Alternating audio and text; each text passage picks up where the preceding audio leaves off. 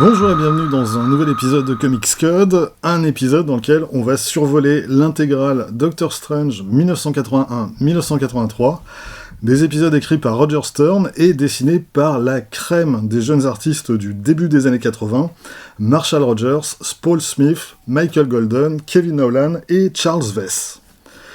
C'est une intégrale que je trouve intéressante à plusieurs titres. D'abord, c'est le début du run de Roger Stern sur la série, un run qui va s'étendre jusqu'en 1986. Il avait déjà bossé sur la série avant, à la fin des années 70, avant d'être remplacé par Chris Claremont, mais c'est vraiment lors de son second passage sur la série qu'il va signer ses meilleurs scénarios. Ensuite, c'est à partir de ces épisodes que, en France, Aredi a cessé de publier Doctor Strange au milieu des années 80. La seule exception, c'est le numéro 55, j'en parlerai tout à l'heure, mais c'est pas Aredi qui l'a publié. Enfin, je le disais en intro, on va vraiment trouver dans ces pages les meilleurs jeunes artistes du début des années 80. Il manque juste Bill Sienkiewicz et Frank Miller, et on est complet.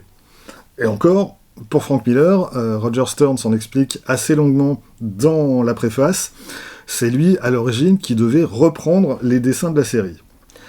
À l'époque, ça fait 2 ans qu'il dessine Daredevil, avec Roger McKenzie au scénario. La série paraît tous les 2 mois, tout comme Doctor Strange, donc il y avait moyen que Miller assure les dessins sur les 2 séries en même temps.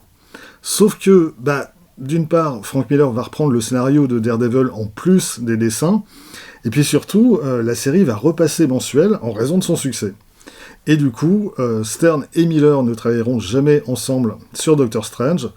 De ce projet, il reste qu'une publicité que Marvel avait publiée dans ses revues à l'époque, et qu'on retrouve à la fin de ce volume.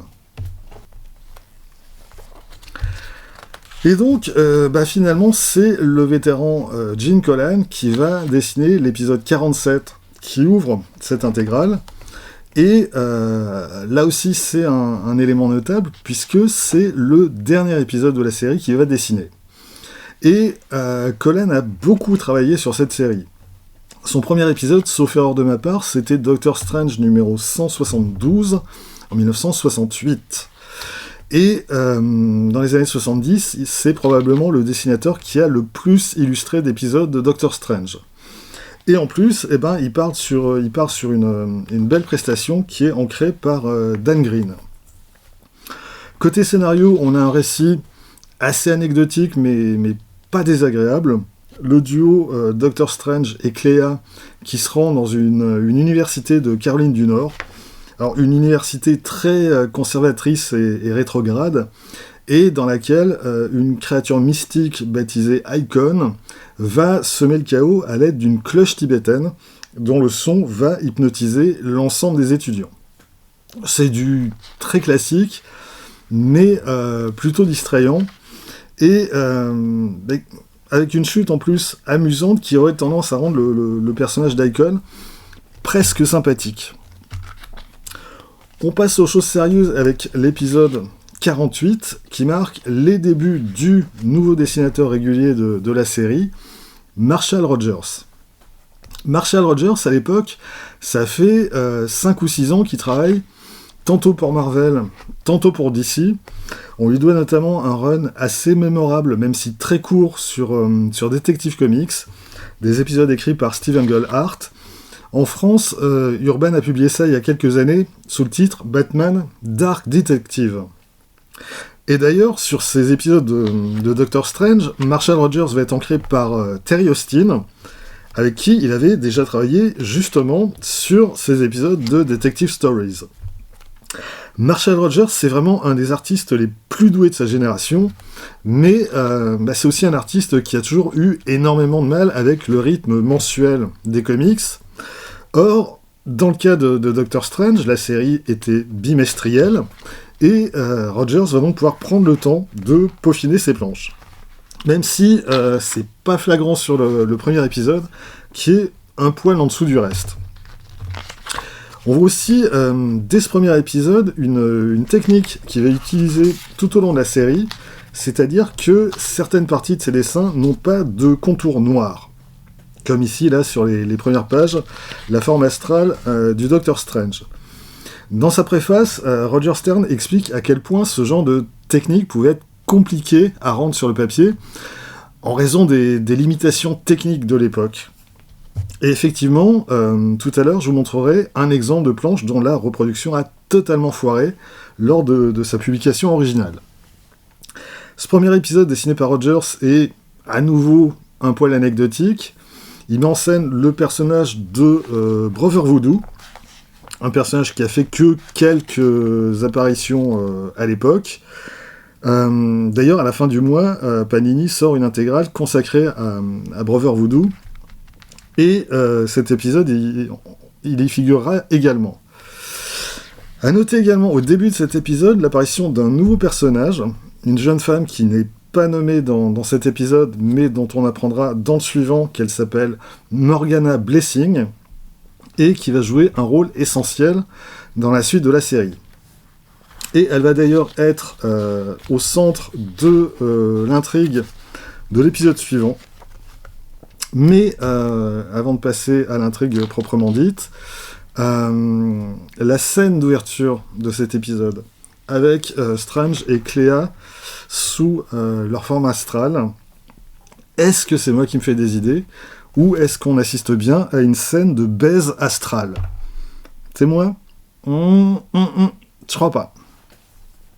La suite de cet épisode, donc, c'est la rencontre entre Strange et Morgan Blessing, laquelle va en fait servir, bien malgré elle, à préparer un piège au Docteur Strange. Un piège signé de son plus vieil ennemi, le Baron Mordo. Dans les épisodes de cette intégrale, Roger Stern va se faire plaisir en utilisant quelques-uns des adversaires les plus célèbres de Strange. On en croisera d'autres un petit peu plus loin. Et puis il va aussi sortir de l'oubli quelques autres ennemis moins connus. En attendant, l'affrontement entre Strange et Mordo, ça va surtout permettre à Marshall Rogers de signer quelques planches très spectaculaires. L'intrigue, elle se poursuit et elle prend véritablement son essor dans l'épisode suivant, le 50, avec l'apparition au passage d'un autre ennemi classique de Strange, Cauchemar. Mais surtout, cette intrigue, elle va amener le Docteur Strange à devoir voyager dans le temps pour retrouver Cléa et Morgana Blessings, qui ont été enlevés par Mordo. Et sa première halte, elle va avoir lieu en 1943, où il va croiser le chemin de Nick Fury et ses Howling Commandos. Pas vraiment le genre de personnage qu'on a l'habitude de croiser dans les pages de cette série. Au passage, je vous disais que certains travaux de couleur passaient pas franchement bien lors de leur première publication à l'époque. Là, on en a deux exemples dans cet épisode. Le premier, c'est 7 cases, avec cet effet stroboscopique qui s'étend sur toute la case. Et en fait, c'est à peine perceptible dans l'édition originale. Et puis, on a surtout cette planche, où là, le rendu à l'époque, il est carrément calamiteux. On distingue plus rien, hormis des silhouettes indistinctes. Et c'est d'ailleurs le seul épisode pour lequel Marshall Rogers s'est occupé lui-même des couleurs. Et je pense qu'il a compris assez vite qu'il fallait revenir à une mise en couleur un peu plus traditionnelle. L'intrigue, elle se poursuit dans l'épisode suivant, où il est question d'Adolf Hitler, de nazis mystiques, du bombardement de Londres, de Nick Fury et de ses Howling Commandos, et surtout, il est question de ramener sur Terre l'un des pires adversaires du Docteur Strange, Dormammu. Ça donne un récit carrément frénétique, où on a plusieurs actions qui se déroulent en même temps. Et là encore, Marshall Rogers, il fait des merveilles pour conserver une lisibilité parfaite à cette histoire. Au terme de cette histoire, on revient au présent, Sauf que, le Docteur Strange, il n'en a pas fini avec les voyages temporels. Il se trouve que Morgana Blessing est plongée dans le coma, et pour la sauver, Strange doit remonter dans le passé pour rencontrer ses incarnations précédentes. Ouais, il est question dans cette histoire de vie antérieure et d'autres âneries du même genre, mais bon, dans un comic book basé sur la sorcellerie et le mysticisme de comptoir, faut pas être trop regardant non plus. Au passage, en plus de sauver Morgana, Strange va devoir sauver l'ensemble de l'humanité qui se trouve être menacée par les phénomènes surnaturels en cours, histoire de booster un petit peu plus les enjeux. Et donc, Strange va faire une série de sauts temporels qui vont l'amener à différentes époques, et à chaque fois, il va se planter. Il va pas réussir à sauver l'incarnation de Morgana. Et tout ça va nous conduire au bout du compte à l'époque des pharaons, et à une histoire qu'on a déjà lue, puisqu'il va rencontrer le pharaon Ramatut, et ses adversaires du moment, les Fantastic Four. Ouais, Stern va insérer le personnage du Doctor Strange dans l'intrigue de Fantastic Four numéro 19 de 1963.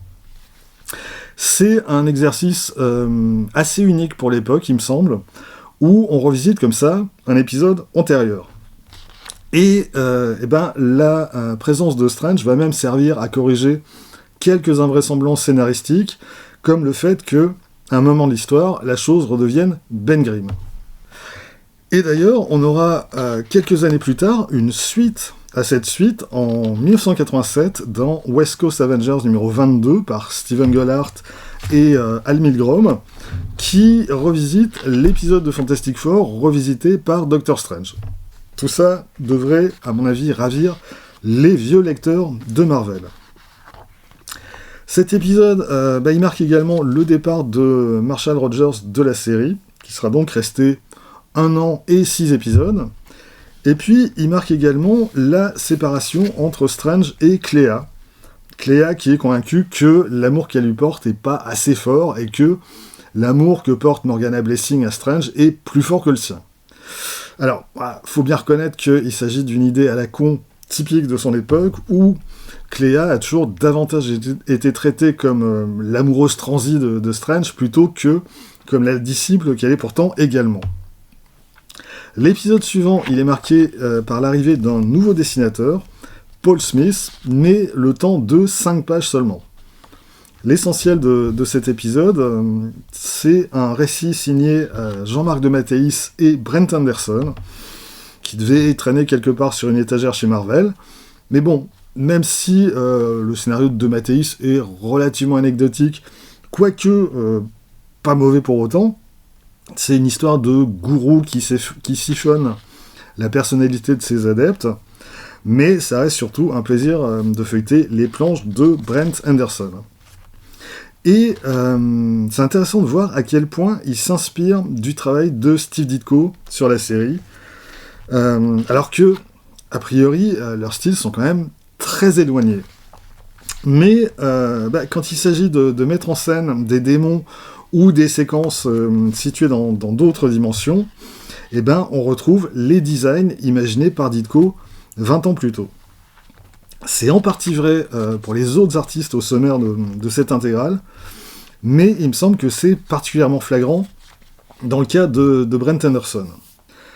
L'épisode suivant, c'est aussi une sorte de fill-in, mais alors c'est un fill-in de luxe dessiné par Michael Golden. Et putain, que c'est beau! Roger Stern, il imagine une intrigue dans laquelle le Docteur Strange est amené à douter de sa propre existence, et Michael Golden, il en tire des planches qui sont franchement extraordinaires, où il peut passer de l'horreur à la comédie sans transition, et c'est vraiment de toute beauté. Et c'est pas étonnant que cet épisode a été publié en France à l'époque, c'est le seul de cette intégrale, et il avait eu droit à une édition en librairie chez Comics USA. Ce sera malheureusement le seul épisode dessiné par Michael Golden, mais on n'y perd pas tout à fait au change, puisque l'épisode suivant, il est signé Paul Smith, qui devient le nouveau dessinateur de la série, et qui va le rester le temps de ce seul épisode. C'est un de ses tout premiers travaux chez Marvel. Avant ça, il avait fait une courte histoire de Daredevil dans Marvel Fanfare, et puis un épisode d'Iron Man. Et Roger Stern va immédiatement se faire shipper son artiste, qui va aller remplacer Dave Cockrum sur Uncanny X-Men. Alors, spoiler alert, Paul Smith, il reviendra sur Doctor Strange 1 an plus tard, et il n'aura rien perdu de son talent entre-temps, bien au contraire. Parce que, là aussi, on a quand même affaire à un surdoué, qui a un trait extrêmement précis, et d'une élégance comme on n'a pas vu tant que ça chez Marvel. Côté scénario, Strange accepte de répondre à une interview qui est menée par Morgana Blessing devant les caméras de son équipe technique. Et en fait, c'est l'occasion pour Roger Stern de revisiter rapidement les origines du personnage avant d'introduire un peu d'action dans son récit et puis quelques seconds couteaux qu'on n'avait plus vus depuis longtemps. Paul Smith, parti du côté des mutants, il est remplacé sur l'épisode suivant par un autre tout jeune artiste, Kevin Nolan.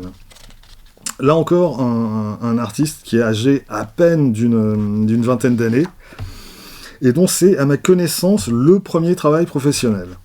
Et, pour un premier travail professionnel, la maîtrise est quand même impressionnante. Par la suite, Nolan, il va surtout faire carrière en tant qu'encreur, tellement c'est un artiste qui passe des heures sur chacune de ses planches, et qui est absolument incapable de suivre le rythme imposé par l'industrie des comics. Et une fois de plus, on a droit à un épisode de toute beauté. Le scénario prend en compte le départ de Cléa, et il imagine que tout un tas de personnes souhaitent prendre sa place en tant que disciple auprès de Strange.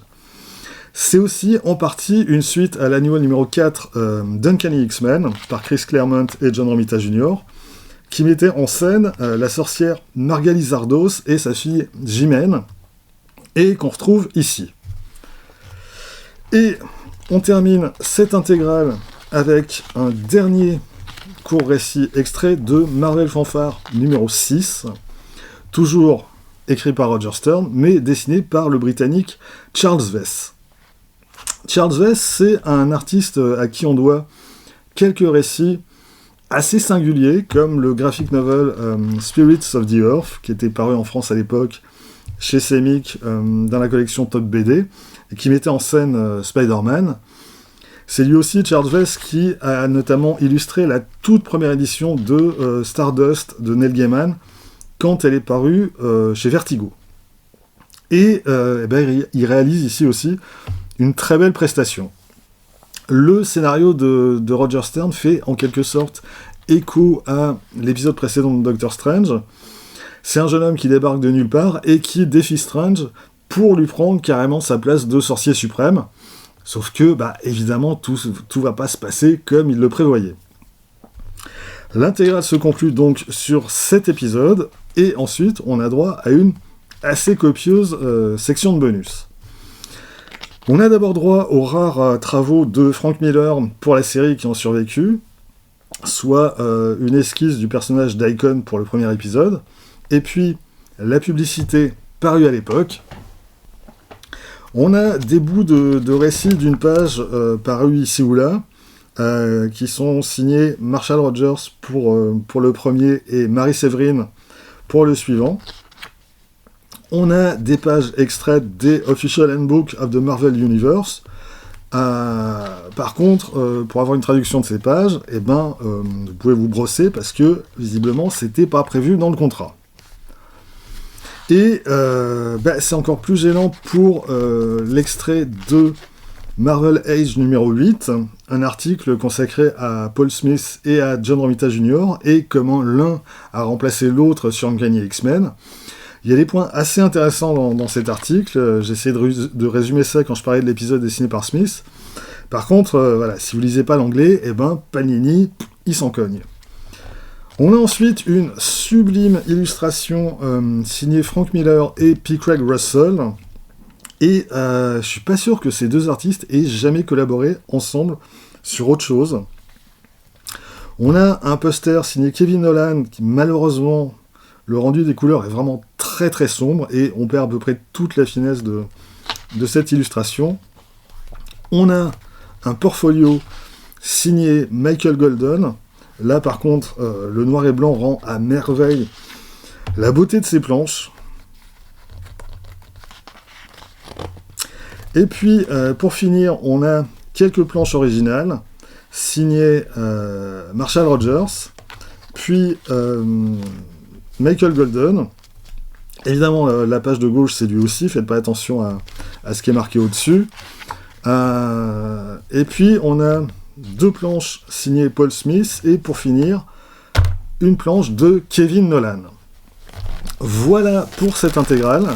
Je termine en signalant que la traduction est signée Laurence Bellingard et Benjamin Viette. Et dans l'ensemble, elle m'a paru tout à fait correcte. L'album, il fait 320 pages et il est vendu 36€. Voilà, c'est tout pour aujourd'hui. Rendez-vous très vite pour la suite. D'ici là, vous pouvez vous abonner à cette chaîne, laisser un commentaire, partager cette vidéo sur les réseaux sociaux. Vous pouvez également retrouver les aventures de Quack Kent et de Bad Quack sur Instagram, avoir ainsi un aperçu du thème des prochaines vidéos. Et vous pouvez surtout lire des comics. Soyez sages et à bientôt.